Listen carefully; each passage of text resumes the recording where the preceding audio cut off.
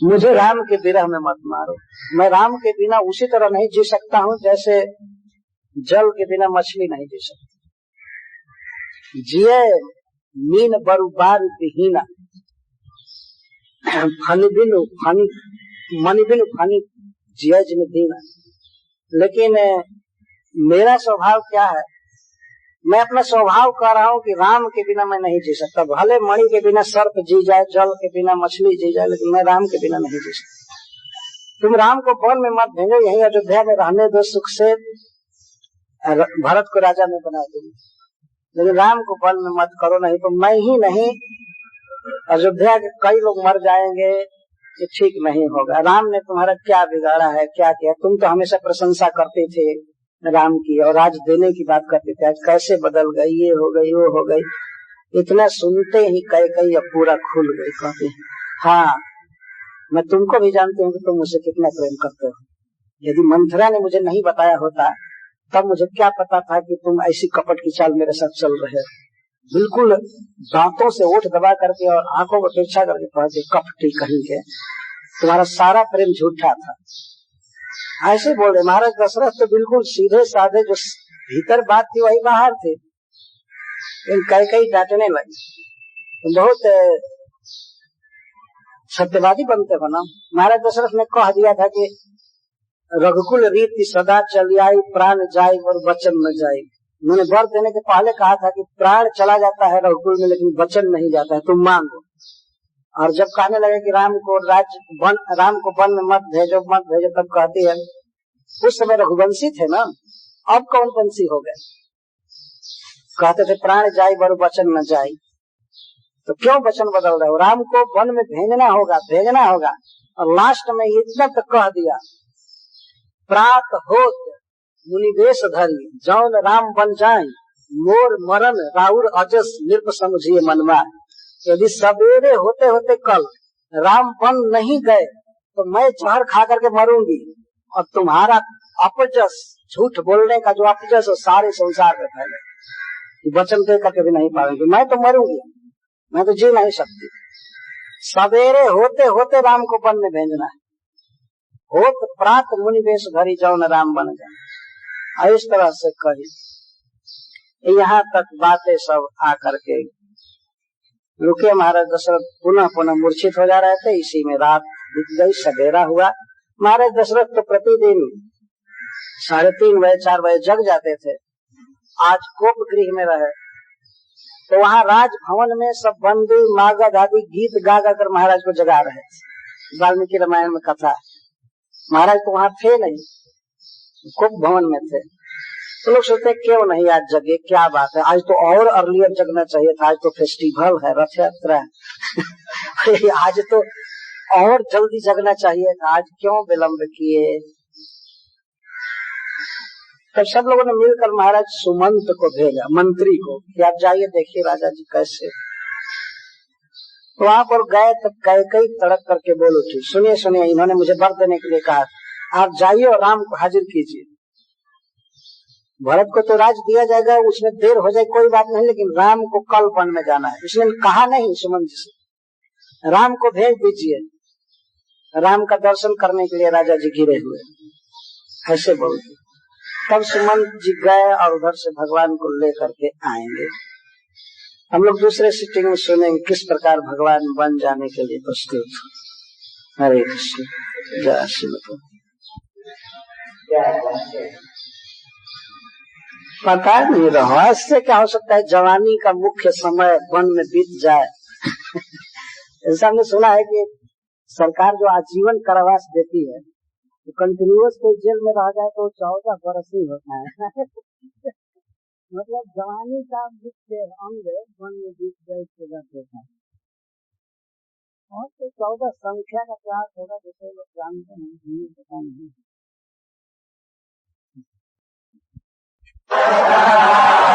ऋषिभिस्तत्त्वदर्शिभिः श्रुतं हि वर्णितं भूरि, त्वया सीतापतेर्मुहुः। 9:3 है, 9वां अध्याय श्लोक 3। तस्यानुचरितं राजान ऋषिभिस्तत्त्वदर्शिभिः श्रुतं हि वर्णितं भूरि त्वया सीतापतेर्मुहुः।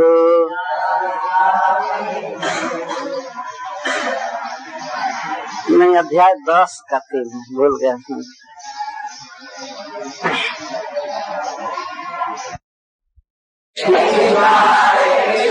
कृष्णा कृष्णा हरे हरे हरे राम राम राम हरे हरे।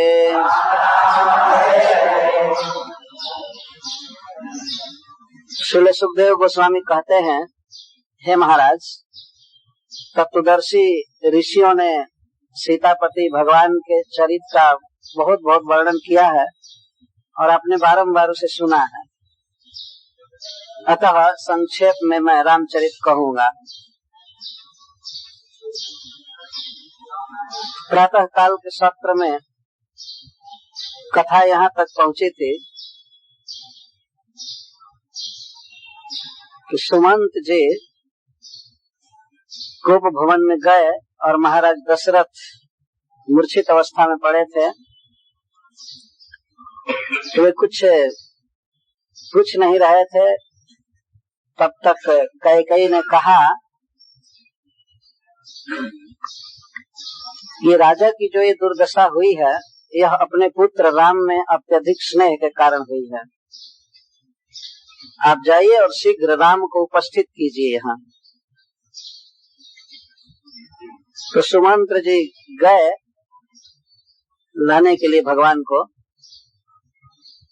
तो भगवान और सुमंत्र जी, जो राजा दशरथ के महामंत्री थे, दोनों पैदल आ रहे थे उपभवन की ओर। तो अयोध्या के लोग देख करके व्याकुल हो गए, क्या होने वाला है। आज राम का राज्याभिषेक है और बिल्कुल सवेरे सवेरे राम पैदल जा रहे हैं और सुमंत के साथ। अयोध्यावासी जो भी देखे इस दृश्य को, तो उनके मन में यह बात आ गई कि कोई न कोई गड़बड़ी हो गई, बाधा हो गई।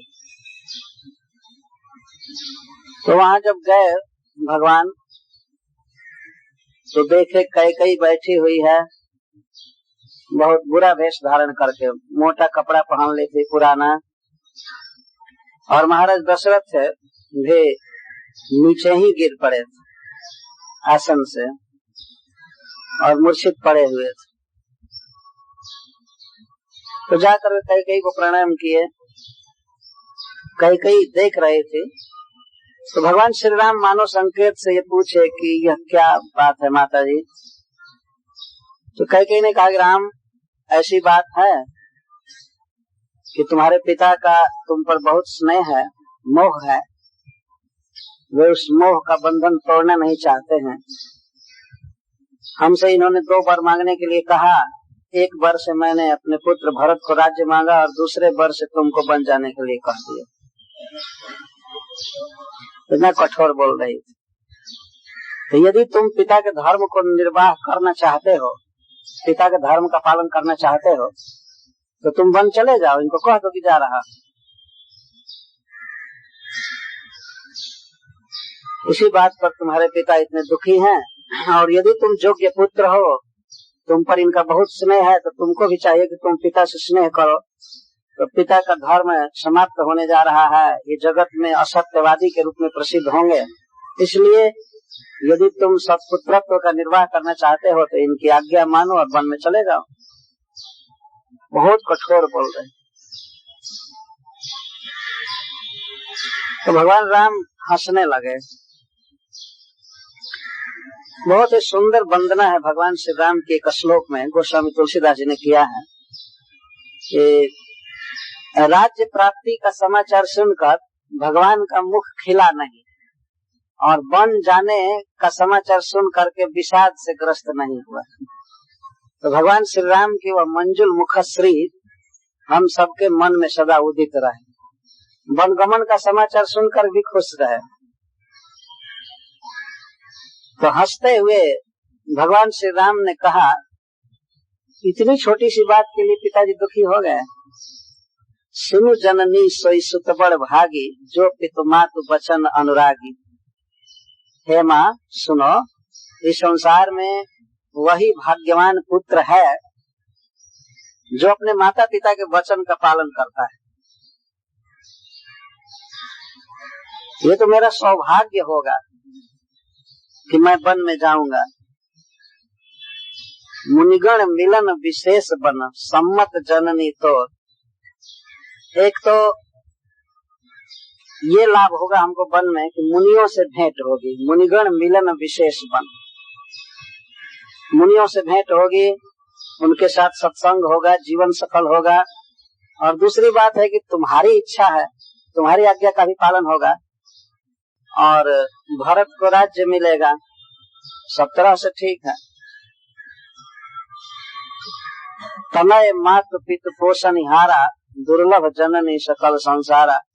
इस संसार में ऐसा पुत्र मिलना बहुत कठिन है जो अपने आचरण से माता पिता को सुख दे। तो मुझे तो यह अवसर मिला है, बहुत खुशी की बात है। कई कहते हैं कि हाँ यही पुत्र का धर्म है, बहुत अच्छा है। तो भगवान गए अपने पिता के पास और लगे कहने की छोटी सी बात के लिए आप इतना दुख मान रहे हैं, मैं आपके आशीर्वाद से शीघ्र ही आ जाऊंगा, आप मुझे आज्ञा दीजिए। लेकिन महाराज दशरथ कुछ कह नहीं सके। वे मन में भगवान से यही विनय करते थे कि हे भगवान, हे नारायण, ऐसी कृपा कीजिए कि राम हमारे वचन की अवहेलना कर दे। मैं कहूँ वन में जाने के लिए, लेकिन ये कह दे कि नहीं जाऊंगा। हे भगवान, राम के हृदय में बैठ करके ऐसा वाक्य बोलिए कि हमारी अवहेलना कर। लेकिन राम तो माने नहीं। वे वहां से चले गए। फिर अयोध्या के सब लोग परस्पर बहुत सी बातें कह रहे थे। बात फैल गई कि कैकेयी ने ऐसा वर मांगा और राजा दशरथ इस प्रकार सत्य के बंधन में है। तो सब लोग लगे कहने कि यह तो बहुत बुरा किया। कैकेयी तो ऐसा कार्य कर रही है जैसे अपने आंख को हाथ से निकाल करके और स्वयं देखना चाहती। वृक्ष के जड़ को काट कर पल्लव को सींचना चाहती। बहुत प्रकार से लोग बात कहने लगे। तो भगवान श्री राम अपने माँ के पास गए सबसे पहले। तो वहां जाते ही माता कौशल्या कहने लगी, बेटा कुशल से हो ना, आओ आओ स्नान कर लो और स्नान करके कुछ भोजन कर लो। भगवान भोर में उठ करके ही चले गए, अभी स्नान नहीं किए। तो स्नान कर लो, नहा लो और कुछ खाओ जो मन में आवे। और आज तुम्हारा राज्याभिषेक होने वाला है, बहुत खुशी का दिन है। क्या समय दिया गया है? माता कौशल्या पूछती है। दिन तो जान गई है, लेकिन समय पूछती है, कौन सा समय है, बताओ बताओ। और सुमंगल साज सजो, बहुत खुशी का दिन है ये है। भगवान श्री राम के लिए वो बंधन था माँ का स्नेह। तो माता के वचन भगवान को अच्छे नहीं लग रहे थे। तो भगवान कहते हैं, पिता दीन मोहि कानन राज।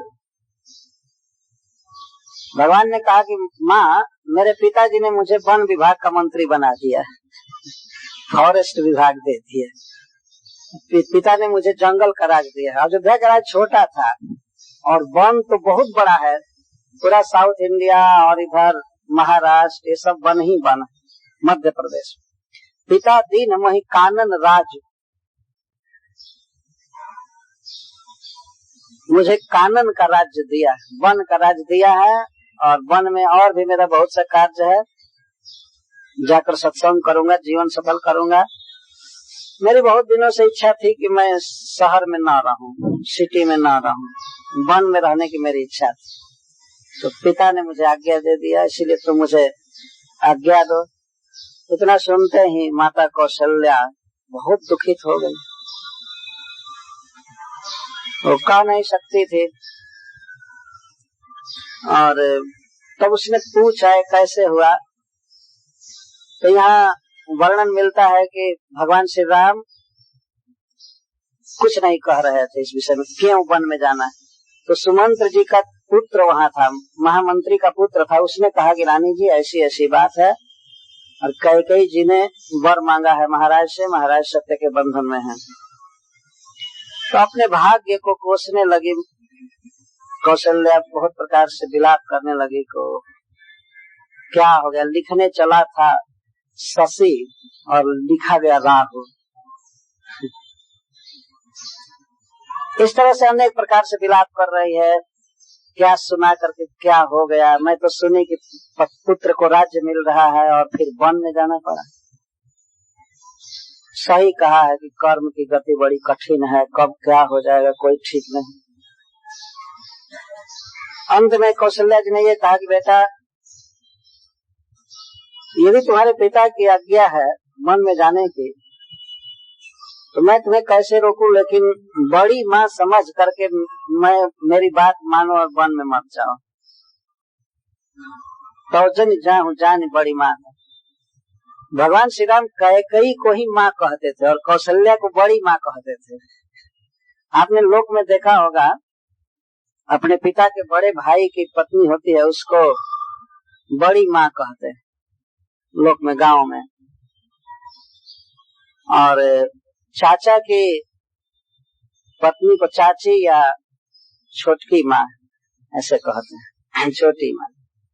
बड़ा ही सुंदर समाज स्थापित है हम लोगों के भारत में, बहुत सुंदर रिलेशनशिप में बंधा हुआ। हमारे यहाँ पिता के भाई को जो छोटे होते हैं उनको छोटका बाबूजी कहते हैं बच्चे आज भी, छोटे पिताजी, और बड़े को बड़े पिताजी। बहुत ही सुंदर स्नेह से बंधा हुआ परिवार होता है। तो भगवान श्री राम कौशल्या जी को बड़ी माँ कहते थे और सुमित्रा जी को छोटी माँ, और कैकेयी को माँ कहते थे, उसमें बड़ी छोटी नहीं लगाते थे। ऐसा स्वभाव भगवान का था। तो कौशल्या जी कहते हैं कि मैं बड़ी माँ हूँ इसलिए मेरी बात मान करके मत जाओ। लेकिन भगवान श्री राम ने कहा कि माँ पिता का धर्म नष्ट हो जाएगा। जब उन्होंने वचन दे दिया है तो उस वचन का निर्वाह करना मेरा प्रथम कर्तव्य है, और तुम मुझे आशीर्वाद दो, तुम्हारे आशीर्वाद से मुझे वन में कोई कष्ट नहीं होगा। मैं अपने पिता के धर्म का निर्वाह करने के लिए वन में जाऊंगा। जिस समय कौशल्या इस प्रकार से कह रहे थे उसी समय सीता जी आई पास में। इसके पहले सीता जी स्नान करके और ब्राह्मणों से यज्ञ कराने के लिए सामान जुटा रही थी। आज हमारे पति का राज्याभिषेक है, उनके मंगल के लिए ब्राह्मणों को निमंत्रित की थी और वे लोग आने वाले थे यज्ञ करने के लिए। तो बहुत खुशी में वो आई माँ कौशल्या के पास, लेकिन यह दृश्य देखी तो बहुत दुखित हो गई। भगवान श्री राम अब तक स्नान भी नहीं किए थे और उनको बिना स्नान किए ही अयोध्या से निकलना था सवेरे सवेरे। कैकेयी ने कहा था कि होत प्रात मुनि वेश धरी जो न राम बन जाए, मोर मरण राउर अजस नृप समुझिए मन माए। यदि सवेरे होते ही राम वन में नहीं गए तो मेरा मरण होगा, मैं मरूंगी और आपका अपजस होगा। तो सीता जी ने भगवान के इस रूप को देखा तो बहुत विलाप करने लगी। कुछ कह नहीं पाती थी कौशल्या जी के सामने, परंतु धीरज रखी। उसने सोचा कि इस समय कहना ही चाहिए। माता कौशल्या ने कह दिया कि राम, ये सीता कुछ कहना चाहती है। तब भगवान श्री राम समझाने लगे, बिना कहे ही भगवान समझाते हैं। बहुत धैर्य धारण कर अपने कर्तव्य समझकर। मातु समीप कहत सकुचाहि, मातु समीप कहत सकुचाहि। माता के सामने कहने में संकोच कर रहे थे, लेकिन बोले समौ समुझ मन माही। समय समझ करके उचित समय है, इस समय पत्नी को शिक्षा देनी चाहिए। माँ के सामने संकोच होना चाहिए पुत्र को पत्नी से बात करने में, इससे यह शिक्षा मिलती है। और वो भी उपदेश करना है। मातु समीप कहत सकुचाही, बोले समो समुझ मन में। परंतु समय समझ करके किस समय अवश्य कहना चाहिए। भगवान कहने लगे, राजकुमारी सिखावन सुनहु, आन भात जन जिये कछु धर्म गुण। हे राजकुमारी, मेरी शिक्षा सुनो। सीता जी वन में जाने के लिए तैयार थी, उस समय भगवान उनको शिक्षा दे रहे हैं। तो सबसे पहला संबोधन करते हैं राजकुमारी, प्रिया नहीं कहे, राजकुमारी कहे। इसके द्वारा मानो भगवान यह कह रहे हैं कि राजा की पुत्री होकर वन में कैसे रहेगी। तो राजकुमारी सिखावन सुनो, मेरी शिक्षा सुनो और मेरी शिक्षा को अन्यथा मत लेना कि मैं तुमको रोकना ही चाहता हूँ, ये मेरा हट नहीं है, मैं कुछ कारण से रोकना चाहता हूँ। कहने का आशय ये, राजकुमारी सिखावन सुनहु, आन भात जिये जनि कछु गुनहु। आपन मोर नीक जो चाहूं, वचन हमार मानी गृह रहो। यदि तुम मेरा और अपना नीक चाहती हो तो मेरी बात मान करके घर पर रह जाओ। कितनी सुंदर लोक भाषा है। आपन मोर नीक जो चाहूं, वचन हमार मानी गृह रहो। नीक शब्द बहुत प्रचलित है भोजपुरी में भी। नीक का अर्थ होता है अच्छा, बंगला में भी ये शब्द बहुत प्रसिद्ध है, नीक। तो हमारा और अपना नीक चाहती हो तो मेरी बात मानो और तुम घर पर रह जाओ। क्या करने के लिए? भगवान कहते हैं, आयस मोर सास सेवकाई, सब विधि भामिनी भवन भलाई। मेरा आदेश यही है कि तुम सास की सेवा करो, इसी में तुम्हारी भलाई है। भगवान माँ नहीं कह रहे हैं तुम मेरी माँ की सेवा करो। यदि ऐसा कहते तो इससे भगवान अपना संबंध बता रहे हैं, लेकिन सास की सेवा करो से सीता का संबंध बता रहे हैं। तुम्हारी माँ है, पति की माँ भी माँ मानी गई। पत्नी की दृष्टि में जो सास है वो माँ है डायरेक्ट, क्योंकि पति की माँ है। शास्त्रों में बताया गया है बिल्कुल अपनी माँ माननी चाहिए, और सास जी का कर्तव्य है कि उसको बिल्कुल अपनी बेटी मानना चाहिए, कभी गाली गलौज नहीं करना चाहिए। तो बेचारी दूसरे का घर, अपना घर छोड़ करके दूसरे घर में आई है, तो उसे इतना प्यार देना चाहिए, इतना स्नेह करना चाहिए कि उसे कभी ये अनुभव न हो कि हमारे माता पिता हमसे बहुत प्रेम करते थे और इस सास हमको रोज डांटती है। ऐसा अनुभव नहीं होना चाहिए। उसे बिल्कुल पुत्री जैसा मानना चाहिए। और कोई गलती हो भी जाए तो क्षमा करना चाहिए। गलती तो छोटे से ही होगी ना, ये तो ध्यान रखना चाहिए। छोटे का अनुभव कम होता है, व्यवहारिक ज्ञान भी नहीं होता है, इसलिए गलती हो सकती है। तो कर्तव्य है सास का कि उसको क्षमा करे। कहीं कहीं तो सास ही लड़ना सिखा देती है पुत्र वधू को। बेचारी सीधी शादी होती है, लेकिन सास ऐसे लड़ाकू होती है कि वो सिखा देती है, तो उससे गृहस्थी में मजा बिगड़ जाता है, अच्छा नहीं होता। भगवान बोलने में कितना सावधान है। कहते हैं, आयस मोर सास सेवकाई, मेरा आदेश है सास की सेवा करो। ऐसा नहीं कह रहे मेरी माँ की सेवा करो। सीता का ही संबंध बता रहे। सब विधि भामिनी भवन भलाई। हे भामिनी, हे प्रिय, सब प्रकार से घर पर रहने में ही भलाई है। सादर सास ससुर पद पूजा, यही ते अधिक धर्म नहीं दूजा। एक वधू के लिए सास और ससुर के चरणों की सेवा करने से बढ़कर दूसरा कोई धर्म नहीं। कितनी सुंदर शिक्षा पति दे रहा है। आज के युग में कोई होता और उसको ये पता चल जाए कि हमको वन में जाना है, तो जाकर पत्नी को कहेगा तब तुम क्यों रहोगी, चलो निकालो अटैची और चलो अब छोड़ो इन लोगों। पहले आदमी कहेगा तुम तो मेरी हो ना, अब यहाँ क्यों रहोगी। कि देखिए परिवार कैसे सुखी रहता है, शांत रहता है। भगवान बोल रहे हैं, सादर सास ससुर पद पूजा, यही ते अधिक धर्म नहीं दूजा। इससे बढ़ करके दूसरा धर्म ही नहीं। बहुत सुंदर बात भगवान बोल रहे हैं। अतः मेरी बात मान करके तुम घर पर रह जाओ। और भगवान इतिहास बता रहे हैं, गुरु श्रुति सम्मत ऐसा है कि गुरु और माता पिता जो कहते हैं, गुरु कहते संबंध में बड़े, माता पिता को ही गुरु कहते हैं।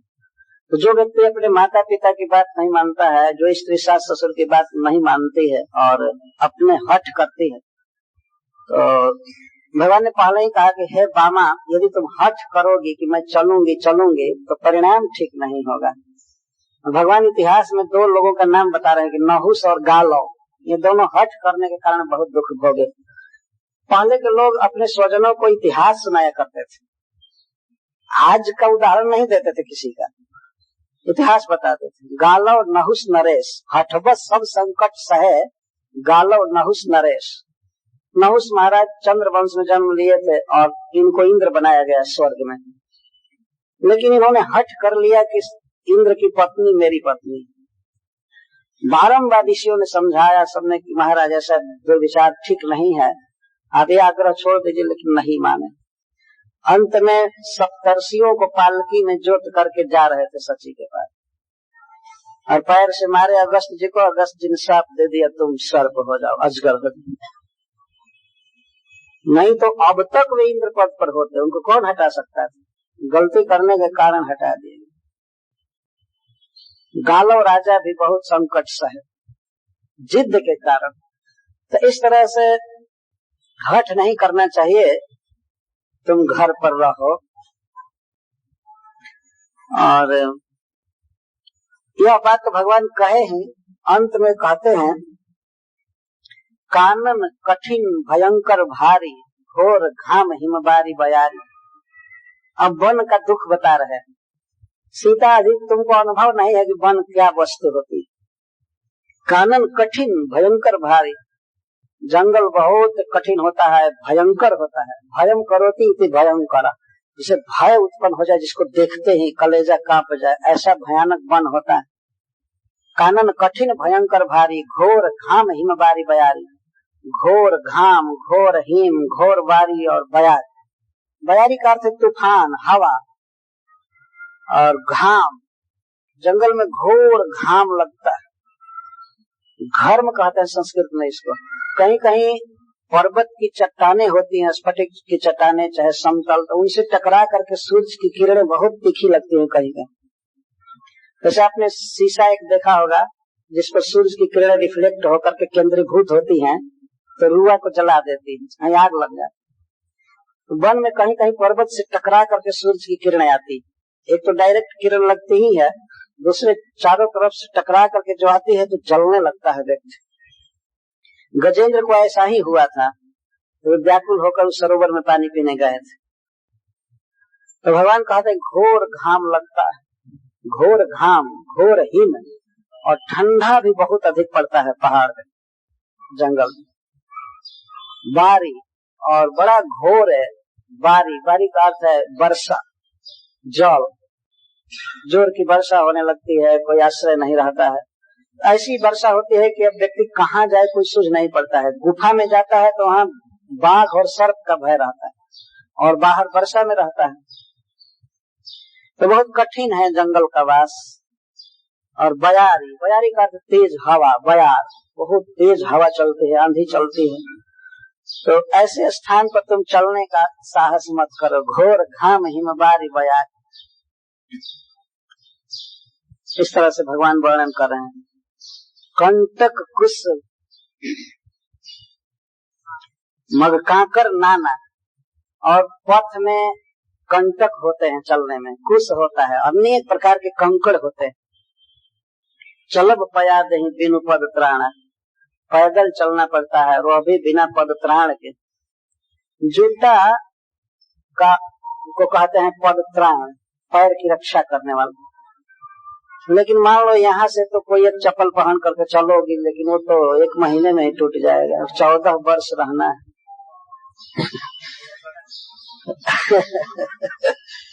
तो चलेगा नहीं जूता, बिना जूता के घूमना पड़ेगा, बिना चप्पल के घूमना पड़ेगा पैदल।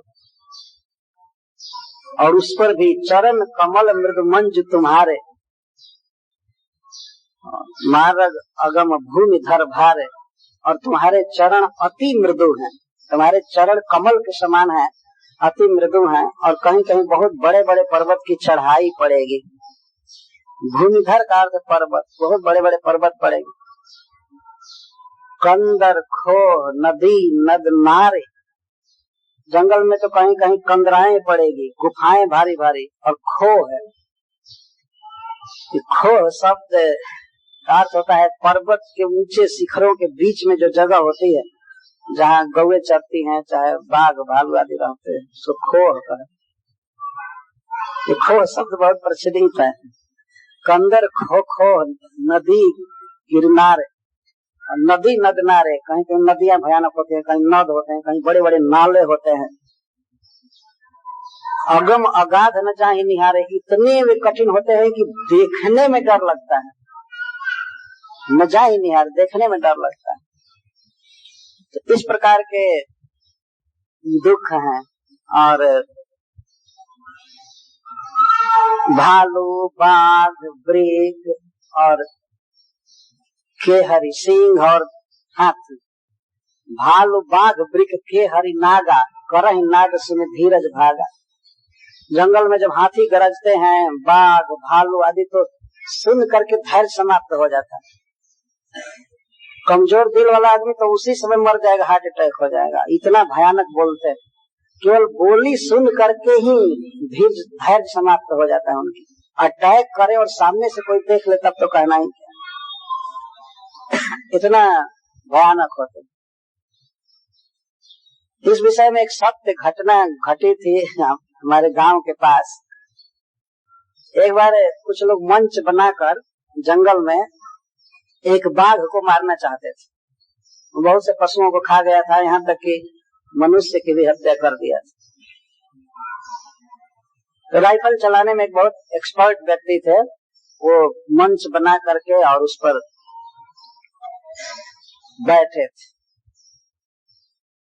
तो एक व्यक्ति खास हमारे गांव को, वो कहे कि मैं मारूंगा बाघ को, मैं मारूंगा। तो उनके संबंधी ने कहा कि नहीं नहीं, आप नहीं चला पाएंगे, उसको देखते ही आप व्याकुल हो जाएंगे। कह रहे नहीं, हम चला देंगे। तो ऐसा हुआ, बिल्कुल सत्य घटना है। जब बाघ निकला और निकल करके ऐसे जम्हाई लिया, जम्हाई लेते बाद तो उनका मुख बहुत चौड़ा खुलता है, तो जम्हाई लिया तो उसके हाथ से राइफल गिर गया, धोती खराब हो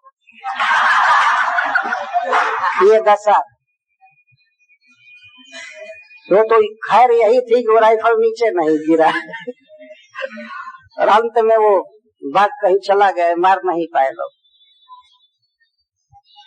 बाद में लोग आ करके देखने लगे तो बेहोश पड़ा हुआ, उसको दांत लगा था, देखते ही ये दशा हो गई थी। तो भगवान कहते हैं कि भालू वृक केहरी और नाग, नाग का अर्थ है हाथी बाघ, ये सब जब बोलते हैं तो उनकी बोली सुन करके धैर्य भाग जाता है। करहि नाद सुन धीरज भाग, धैर्य भाग जाता है। नर आहार रजनीचर करहि, कपट वेश विधि कोटिक करहि। और जंगल में ऐसे ऐसे रजनीचर होते हैं जो आदमी का ही भोजन करते हैं। सीता जी को भगवान समझा रहे हैं, वहां मत जाओ, तुमको सीधे खा जाएंगे, तुम्हारा शरीर और कोमल है, सुकुमार है, उनको चबाने में कोई परिश्रम भी नहीं पड़ेगा और न पकाने की जरूरत पड़ेगी, कच्चे खा जाएंगे। तो नर आहार रजनीचर करही, नर आहार करही तब तो नारी के लिए तो कहना ही नहीं। जो कठोर शरीर वाले पुरुषों को खा जाते हैं तो नारियों को कितना जल्दी खाएंगे, तो कहना ही क्या। अच्छा, यह भी बात नहीं, चलो वो आएंगे तो भाग जाओगे कहीं। कपट वेश विधि कोटिक कर, करोड़ों प्रकार के कपट में वेश बना लेते हैं, पता ही नहीं चलता है कब कहाँ आ गए, तो कहीं से भी पकड़ कर खा जाए। कपट वेश विधि कोटिक कर, लागे यति पहाड़ कर पानी, विपिन विपत्ति नहीं जाएगा। और पहाड़ का पानी बहुत लगता है, आज भी लोगों का अनुभव है, पहाड़ का पानी लग जाता है दमा पकड़ लेता है, कितने लोग मर जाते हैं। पहाड़ में बोतल में बंद पानी नहीं मिलेगा, वो तो वन में जो पानी है वही पीना पड़ता है। कभी कभी पानी बहुत लग जाता है, बीमारी हो जाती है अनेक प्रकार की। लागई अति पहाड़ कर पानी, महा विपत्ति नहीं जाई बखानी। बहुत बड़ी बड़ी विपत्तियां होती हैं वन में, क्या कहूँ, कहा नहीं जा सकता। महा विपत्ति नहीं जाई बखानी। व्याल कराल विहग वन घोरा, निश्चर निकर नारी नर चोरा। बड़े बड़े भयंकर सांप और पक्षी होते हैं वन में। वन में ही भीमसेन को अजगर पकड़ लिया था ना।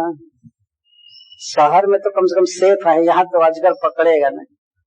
यहाँ तो बाघ भालू आदि सभी भयंकर कारे हैं, ट्रक हैं, प्रतिदिन 10-20 को तो खाते ही रहते होंगे। ऐसा होता होगा ना, 2-4 तो निश्चित रोज खा जाते हैं, ट्रक बस कार। तो घोर वन है, निश्चर निकर नारी नर चोरा। ऊपर भगवान कहे कि खा जाते हैं राक्षस लोग, और ऐसे चुराने वाले तो भरे पड़े हैं। निश्चर निकर, निकर का अर्थ समूह, राक्षसों का समूह है जिनका यही काम है अपहरण करना है। अब तो ये राक्षस अब शहर में भी पहुंच गए, पहले तो केवल वन में रहते थे, अब सब जगह। नारी नर चोरा, मनुष्य को नर को उठा ले जाते हैं, चोरी करते हैं, और नारियों की चोरी करते हैं। जो किसी की चोरी करे अपहरण को, लोग राक्षस ही हैं, लेकिन भेष है शब्द मनुष्य का। भगवान कह रहे हैं बहुत प्रकार का वेश धारण करते। तो वहां मत चलो, हमें डर है कि तुमको कोई चुरा लेगा। जो आगे लीला होने वाली है वो भगवान के मुख से निकल रही है। हो सकता है आगे तुम्हारा हरण हो जाए, तुम चोरी चली जाओगी, इसलिए मत चलो। निश्चर निकर नारी नर चोरा। ये दूसरी बात अन्य भी भगवान बताए कि रास्ता चलना है, तुम्हारा कोमल पैर है। जब भोजन की जहाँ तक बात है, भोजन सब समय एक जैसा नहीं मिलता है। कंद मूल खाना पड़ेगा, जमीन पर सोना पड़ेगा। भूमि शयन बलकल बसन, असन कंद फल मूल, ते की सदा सब दिन मिलई सबोई समय अनुकूल। हे प्रिय, तुमको जमीन पर सोना पड़ेगा। कितना अच्छे अच्छे गद्दे पर तुम सोती हो। यदि वन में चलती हो तो जमीन पर, भूमि पर सोना पड़ेगा बिना बिस्तर के। भूमि शयन बलकल बसन, और बलकल बसन पहनना पड़ेगा। पेड़ की छाल वन में पहननी पड़ेगी। वन में कोई ऐसा कारखाना या वस्त्र बिनने वाले लोग नहीं होते, तो केले का पत्ता पहन करके या भुर्ज तरु की छाल पहन करके रहना पड़ता है। भूमि शयन बलकल बसन, ऐसा वस्त्र पहनना पड़ता है कि उससे अंग छिल जाता है कहीं कहीं। भूमि शयन बलकल बसन, असन कंद फल मूल, और कंद फल और मूल जो मिल गया वही भोजन होता है। ते की सदा सब दिन मिले, वो भी सब समय सब वस्तुएं नहीं मिलती। ऐसा नहीं जाओ स्टोर से बस खरीद लाओ, कोई भी वस्तु एक समय मिल जाती है, एक जगह पर मिल जाती है।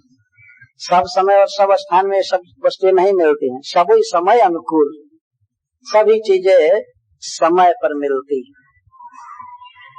समय के अनुसार मिलती हैं, अपने अपने सीजन में मिलती हैं। इसलिए तुम चलने का हठ मत करो। यह सुनकर सीता जी ने उत्तर दिया है, वो बहुत ही अच्छा है। तो वे माता कौशल्या के आगे बोलने में बहुत संकोच कर रही थी, लेकिन फिर भी बोलने लगी। प्राणनाथ ने हमें ऐसी शिक्षा दिया है जिससे हमारा हित हो, जिससे मुझे सुख प्राप्त हो। लेकिन मैं पुण्य समुझ दीख मन माही, पियो वियोग सम दुख जगना है। लेकिन मैं भी वो भगवान से कह रही कि हे प्रियतम, आपने हमें जो सुख दिया, आपने हमें हमसे जो कहा वो तो ठीक है, लेकिन मैं भी विचार करके देख चुकी हूँ कि अपने पति से वियोग के समान एक स्त्री के लिए और कोई बड़ा दुख नहीं। पियो वियोग सम दुख जगना है। यदि पत्नी को दूर रहना पड़े पति से तो यह पत्नी के लिए बहुत बड़ा दुख है। इसके समान हमें पहाड़, नदी या बाघ भालू आदि से मिलने वाला दुख नहीं। पिय वियोग सम दुख जगना है। और सीता जी ये कहती हैं कि हे प्राणनाथ, आप सुंदर हैं, सुजान हैं, और हे रघुकुल के चंद्रमा, आपके बिना सुरपुर नरक समान। आपका संग न रहे तो देवराज इंद्र का नगर भी मेरे लिए नरक। मैं अयोध्या में नहीं रहना चाहती। आप वन में जाएंगे और मैं अयोध्या में रहूंगी, ऐसा तो हो ही नहीं सकता। मेरा जीवन तो आपके लिए है। इसके बाद अन्य संबंधों को बता रही हैं। माता पिता, भगनी, प्रिय भाई, प्रिय परिवार, सदन सुखदाई, सास ससुर गुरु सजन सहाय, सुत सुंदर सुशील सुखदाई, जहाँ लगी नात नेह और नाथे, प्रिय बिन प्रिय ही तरनिते तात। बहुत संबंध बता रहे हैं कि स्त्री का दो परिवार से संबंध होता है, पिता के परिवार से और पति के परिवार से। तो पहले पिता के परिवार को गिना रही हैं। माता पिता, भगनी, प्रिय भाई। पिता के परिवार में कौन कौन होते हैं? माँ होती है, पिता और बहन, भगिनी और भाई। और बड़ा ही सुखद परिवार होता है। पिता के घर में वास्तव में बड़ा ही आदर होता है बच्ची का। वहां पर उससे बहुत कार्य नहीं कराया जाता है। माता पिता बहुत प्रेम करते हैं, देखा गया। ससुराल में आने पर बेचारी को बहुत खटना पड़ता है, लेकिन नैहर में माता पिता बहुत सेवा नहीं कराते। खास करके पिताजी तो बहुत काम नहीं कराना चाहते। माँ की सेवा वो करती है। तो सदन सुखदाई, माता पिता का भवन बहुत अच्छा है, सब ठीक है। और इधर पति के परिवार में सास ससुर गुरु सजन सहाय। यहाँ गुरु से तात्पर्य है ससुर के पिताजी। इस ससुराल में सास ससुर हो और गुरुजन और बहुत ही सुंदर सुशील पुत्र भी हो, लेकिन जहाँ तक नेह और नाता की बात है, स्नेह और संबंध की, पति के बिना ये सब संबंध सूरज से भी अधिक दाहक होते। तरनिहुते ताते, ताते का अर्थ दाह। ये सब ठीक है, माता पिता ठीक है, भाई ठीक है, या सास ससुर सब ठीक है। कब? जबकि पति के साथ, पति को छोड़ करके और इनकी सेवा करे तो ये सब संबंध पत्नी के लिए दाहक है, अच्छा नहीं, जलाने वाले। ये बहुत ही उत्कृष्ट बात कही जा रही है। किसी स्त्री को सदा यही भाव रखना चाहिए कि हमारे वास्तव में संबंधी तो हमारे पति है। और कभी तिरस्कार करके पति का और पत्नी नैहर में जाकर रहे 2-4 साल, 2-4 महीना, ये ठीक नहीं। अगर वो श्रीमती जी भाग कर नैहर चली गई और पति अपने हाथ से रोटी पका रहे, तो किस दिन के लिए वो थी? बताइए, किस दिन के लिए? और संबंध ठीक है कब? जबकि पति साथ में हो। तो पति के नाते से सास ससुर की सेवा करनी चाहिए, देवर की सेवा करनी चाहिए।